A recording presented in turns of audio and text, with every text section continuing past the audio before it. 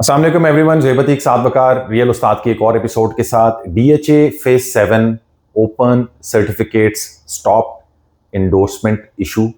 इस वीडियो में आगे जाने से पहले आप काइंडली हमारे चैनल को सब्सक्राइब कर लें। वीडियो अच्छी लगी तो उसको लाइक और शेयर भी कर सकते हैं। हम एक अरसे दराज से डीएचए फेज 7 को रावलपिंडी को आप लोगों के सामने प्रेजेंट करते रहते हैं। उसके जो भी अपडेट्स आ रही होती हैं, चाहे पॉलिसीज़ के हवाले से, चाहे डेवलपमेंट के हवाले से, चाहे अगर कोई पॉजिटिविटी आ रही हो तो वो आप लोगों के साथ शेयर करते रहते हैं। डीएचए फेज 7 के हवाले से हमें बहुत सारी ऐसी प्रोडक्ट्स नज़र आती हैं जिनका कोई फ्यूचर उस तरीके से सर्टन नहीं है, जिसमें से हमें शॉप्स का एक सेक्शन है नज़र आता है। हमें उसके अंदर सेकंड बैलेट, जो non confirm second ballot files हैं, वो ऐसी एक प्रोडक्ट है जो अनसर्टन है डीएचए फेज 7 के अंदर। हमें बैलेटेड फाइल्स भी अनसर्टन नज़र आती हैं। बैलेटेड फाइल्स में हमें ट्रांसफरेबल और ओपन का एक कॉन्सेप्ट जो है वो नज़र आता था। आजकल की डेट्स में ये सुनने में आ रहा है कि डीएचए फेज 7 ने एक पॉलिसी इन ओपन सर्टिफिकेट्स के हवाले से निकाली है और इनको क्लोजिंग की तरफ लेके जाने वाले हैं। साथ भाई हमारे साथ मौजूद हैं। साथ भी इस हवाले से आपके पास क्या अपडेट्स हैं ये बताएं प्लीज। तकरीबन पिछले 1.5 माह से डीएचए कोई ओपन सर्टिफिकेट, यानी आप खास तौर पे अगर आप फर्स्ट अलॉटी हैं और आप अपने फाइल को ओपन कराना चाहते हैं बेचने के लिए, तो डीएचए कोई ओपन सर्टिफिकेट आपको अवेलेबल नहीं करके दे रहा। और अगर आपके पास कोई ओपन सर्टिफिकेट है, अमूमन जब हम सर्टिफिकेट्स को बेचना चाहते हैं तो हम ये कोशिश करते हैं कि इसको इंडोर्स करा लें, ताकि हमें ये पता चल जाए कि सर्टिफिकेट जाली तो नहीं है, सर्टिफिकेट ओरिजिनल है। तो डीएचए इंडोर्समेंट भी डीएचए ने बंद कर दी है इस टाइम के ऊपर। ये एक ऐसा कदम है जो इससे पहले हमने डीएचए फेज 6 के अंदर आते हुए देखा था कि डीएचए फेज 6 के अंदर दो किस्म के ओपन सर्टिफिकेट्स थे, एक 6 लाख बैलेंस वाले और एक 14,65,000 रुपए बैलेंस वाले। 6 लाख वाले सर्टिफिकेट्स तमाम बैलेट हो गए थे।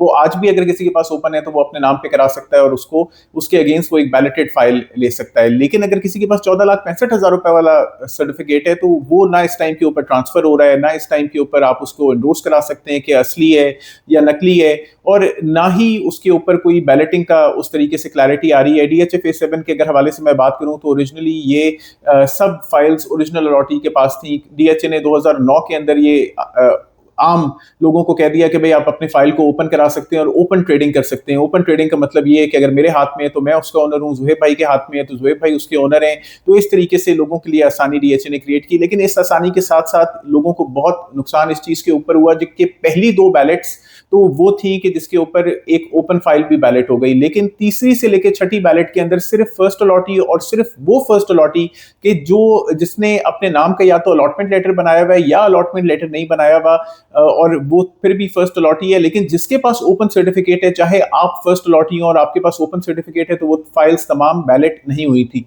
अब इस टाइम के ऊपर तकरीबन 1.5 माह से जब से डीएचए नया ओपन सर्टिफिकेट इशू नहीं कर रहा, तो इसका मतलब ये क्लियर है कि फ्यूचर ओपन सर्टिफिकेट का नहीं है। और डीएचए फेज 7 की तरफ भी इस तरह की पॉलिसी आ सकती है जैसे डीएचए फेज 6 के साथ हमने होते हुए देखा। हो ये सकता है कि सब्सिक्वेंटली ओपन सर्टिफिकेट्स को डीएचए कंसिडर ही ना करे इन द लॉन्गर रन, कि आपने पहले अपने नाम पे नहीं कराया तो अभी हमने या तो इसको होल्ड कर दिया है। शायद ऐसा ना हो, क्योंकि डीएचए फेज 6 के अंदर डीएचए ने ये उसके ऊपर अपना प्रेजेंट किया कि भाई ये फाइल्स हमने किसी डेवलपर को दी थी, उसने क्योंकि डेवलप नहीं किया तो ये हमने कैंसिल कर दी। लेकिन उस सर्टिफिकेट के ऊपर ना उस डेवलपर का कोई नाम है, ना उस लैंड प्रोवाइडर का कोई नाम है। और जो एंड यूजर्स हैं वो भी इस टाइम के ऊपर काफी स्टक पोजीशन के अंदर है। और रेट्स भी मार्केट में अगर पहले कुछ अच्छे रेट उस पर ऑफर हो रहे थे डीएचए 6 के ओपन सर्टिफिकेट्स के हवाले से, हमने पहले भी इस पे एक कंटेंट बनाया था, तो अब जो है वो रेट्स भी उनके बहुत ज्यादा रिवर्स हो गए और खरीदार भी उस तरीके से नहीं है, क्योंकि एक अनसर्टन प्रोडक्ट है, कोई चीज मिलनी नहीं है इसके ऊपर, तो ये इश्यूज आ जाते हैं। तो ओपन सर्टिफिकेट वाला मामला इस टाइम के ऊपर ये क्लियर हो गया कि अगर आपके पास कोई ऐसा ओपन सर्टिफिकेट है जो डीएचए फेज 7 या डीएचए वैली का कोई ओपन सर्टिफिकेट आपके पास है, तो उसको फौरन से पहले अपने नाम पे करा लें। एक ये क्लैरिटी डीएचए को इसलिए चाहिए कि एक तो अलॉटीज की क्लैरिटी हो जाए कि कितने अलॉटीज हैं, कितने लोगों के पास ओपन सर्टिफिकेट्स थे। इसके अंदर डीएचए को सबसे पहले कोई पैसा नहीं जा रहा। अगर आपके जहन में ये सोच आए कि भाई डीएचए को बड़ा फायदा होगा ओपन सर्टिफिकेट्स अपने नाम पे करके, इसके अंदर जो भी टैक्सेस आप अदा कर रहे हैं, खासतौर पे स्टैंप ड्यूटी टीएम में वो पंजाब गवर्नमेंट के टैक्स हैं, जो इसके ऊपर आप विद होल्डिंग टैक्स दे रहे हैं वो डेफिनेटली फेडरल गवर्नमेंट का या एफबीआर का टैक्स उसके अंदर जा रहा है। तो डीएचए आपसे कोई ट्रांसफर फी इसके अंदर नहीं ले रहा, मेंबरशिप फी भी इसके अंदर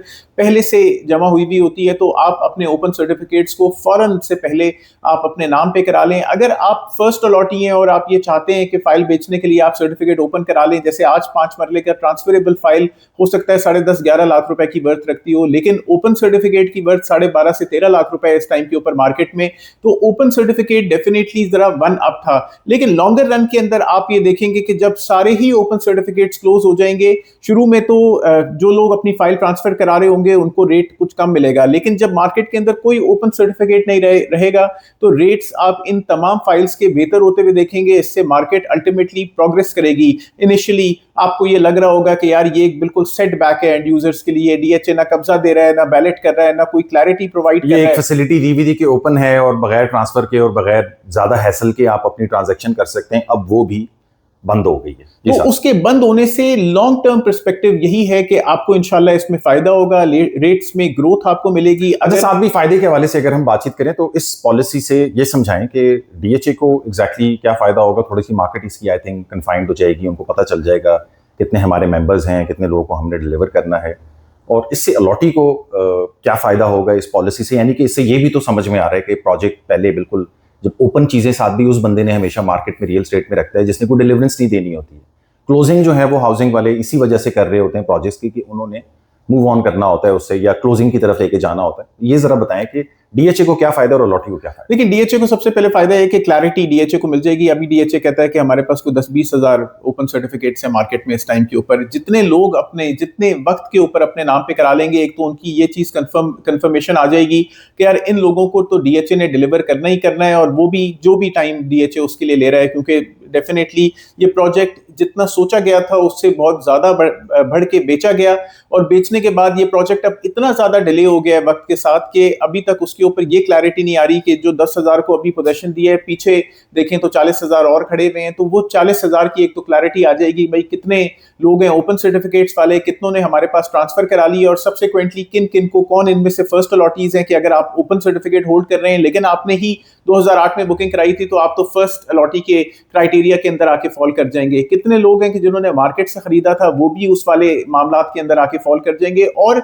बैलेटिंग के अंदर सबको शुमार मिल सकेगा कि नेक्स्ट जो बैलेटिंग, जब भी सब्सिक्वेंटली जो बैलेटिंग्स आएंगी, डीएचए आपको भी कंसिडर कर सकेगा कि जबकि बशर्ते के फर्स्ट अलॉटीज तमाम उनको डिलीवरेंस मिल गई हो या वो खत्म हो गए हो, तो आपको कंसिडर कर लिया जाएगा। एंड यूजर को शुरू में तो डेफिनेटली इसके ऊपर एक सेटबैक है। शुरू का सेटबैक यही है कि जो फाइल आपकी फाइल महंगी थी वो सस्ती हो जाएगी। जो फाइल आपकी मार्केट के अंदर 13-14 लाख रुपए की बिक्री है, वो इस टाइम के ऊपर ऑलरेडी एक रिवर्सिंग मार्केट के अंदर फर्दर रिवर्स हो जाएगी, वो फर्दर रिवर्स हो जाएगी। तो इनिशियली पहले 1 साल के लिए तो आपको इसके ऊपर कुछ ना कुछ सेटबैक मिलेगा, लेकिन सब्सिक्वेंटली आप इसके ऊपर गेन हासिल करेंगे। अगर आप डीएचए फेज 7 डीएचए वैली की फाइल को बेचने की कोई एक उम्मीद नहीं रखते या बेचना नहीं चाहते और लॉन्ग टर्म इसको होल्ड करना चाहते हैं, तो जरूर अपने ओपन सर्टिफिकेट्स को अपने नाम पे करा लें। ये एक अच्छा इकदाम है डीएचए की तरफ से, इससे डेफिनेटली फायदा होगा। उसके अलावा डीएचए फेज 7 काफी प्रोग्रेस कर रहा है, हम इसके अंदर रेट्स के अंदर भी ग्रोथ होते हुए देख रहे हैं। बाइंग सेलिंग काफी हो रही है इस टाइम की, स्पेशली द बैलेटेड फाइल्स, तो रेट के अंदर भी ग्रोथ आ रही है। दोदोचा डैम भी बन रहा है, डीएचए बहुत जल्द अपना हेड ऑफिस भी